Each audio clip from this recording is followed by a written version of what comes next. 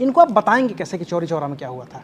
जैसे अगर आपको अभी जो चौरी चौरा का ही हमने उदाहरण लिया, इनको बताना है कि 1922 में गांधी जी ने असहयोग आंदोलन को वापस क्यों लिया, हिंसा हो गई इस वजह से वापस लिया, एक लाइन का फैक्ट हो गया। इसको जब बताना होगा इन लोगों को कि उस समय की परिस्थितियां क्या थीं, तो आप विपिन चंद्रा की बात मानेंगे या उस सर की बात मानेंगे? नहीं, हम दोनों अप्रोच लेके चलेंगे। यूपीएससी यही कहती है, कहती है आप दोनों स्टैंड को समझो, फिर क्वेश्चन क्या पूछा जाएगा वो डिसाइड करेगा। यूपीएससी क्या पूछती, जैसे यूपीएससी ने क्वेश्चन पूछ लिया कि the rising tide of socialist movement in 1920s became the major factor for the end of non cooperation in 1922। Do you agree with this statement? अब इनका आंसर अलग हो जाएगा।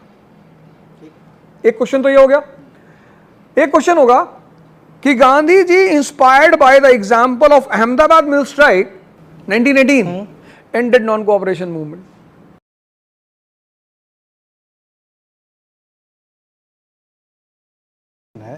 इनको आप बताएंगे कैसे कि चौरी चौरा में क्या हुआ था। जैसे अगर आपको अभी जो चौरी चौरा का ही हमने उदाहरण लिया, इनको बताना है कि 1922 में गांधी जी ने असहयोग आंदोलन को वापस क्यों लिया, हिंसा हो गई इस वजह से वापस लिया, एक लाइन का फैक्ट हो गया।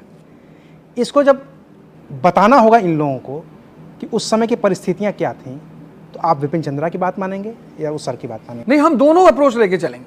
यूपीएससी यही कहती है, कहती है आप दोनों स्टैंड को समझो, फिर क्वेश्चन क्या पूछा जाएगा वो डिसाइड करेगा। यूपीएससी क्या पूछती, जैसे यूपीएससी ने क्वेश्चन पूछ लिया कि the rising tide of socialist movement in 1920s became the major factor for the end of non cooperation in 1922। Do you agree with this statement? अब इनका आंसर अलग हो जाएगा।